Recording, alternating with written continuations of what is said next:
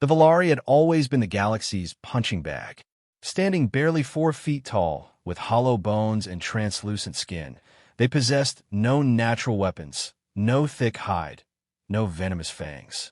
Their homeworld of Veila Prime was a paradise of crystal gardens and floating cities, a place where conflict had been bred out of their species over millions of years of peace. For centuries, they'd been slaves, servants, or worse. The mighty Croxter Empire used them as living calculators. The Vakari Confederation treated them as disposable labor. Even the peaceful Centaurian Republic looked upon them with pity rather than respect. Everything changed when humanity joined the Galactic Council. Captain Maria Rodriguez was the first human to visit Veila Prime as part of the cultural exchange program. She had expected to find another subjugated species bowing to their alien overlords.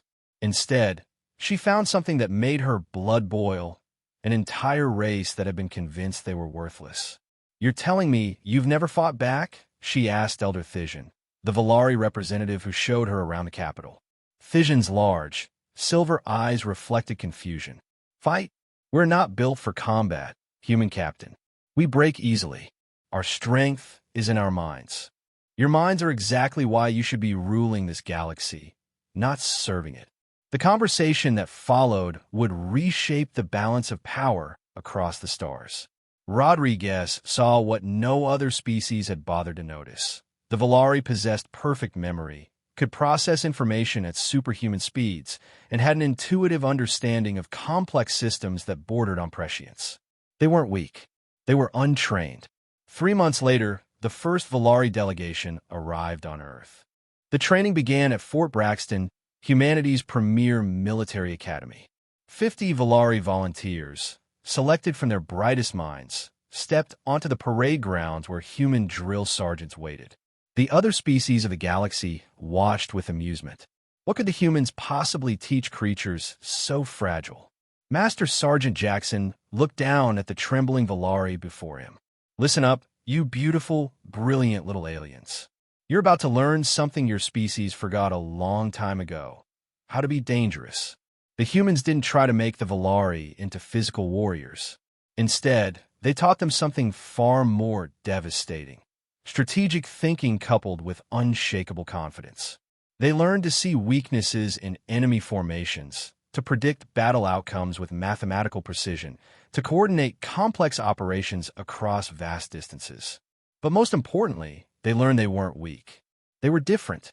6 months later, the Croxter Empire made the mistake of attempting to reclaim their property when 3 Valari mining colonies declared independence. They sent a battle fleet of 200 ships, expecting easy victory against defenseless prey. The Valari had 17 ships. Commander Xylan, a former slave who had graduated top of his human strategy course, stood on the bridge of the VNS Crystal Wind. Around him, his crew worked with quiet efficiency, their enhanced minds processing thousands of variables per second. "Croxter Fleet is maintaining standard attack formation," reported his tactical officer. "They're not adapting to our positioning." Xylan's lips curved in a smile his ancestors would never have recognized. "They still think we're the same species they've been bullying for centuries. Show them what humans taught us about turning disadvantages into weapons."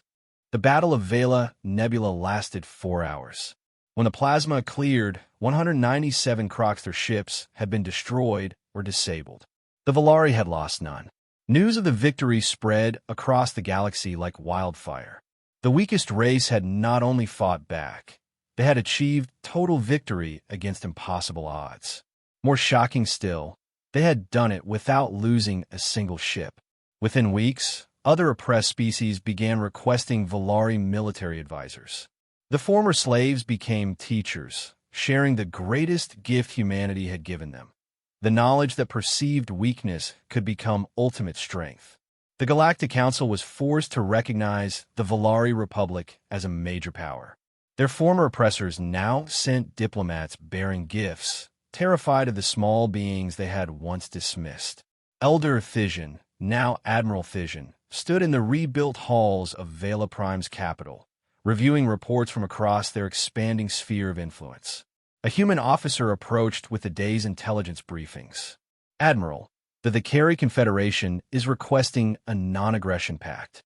The Croxter remnants are offering tribute. The Centaurians want to discuss a mutual defense treaty. Fission nodded, his silver eyes reflecting not confusion now, but quiet confidence. Schedule the meetings and send a message to Captain Rodriguez on Earth.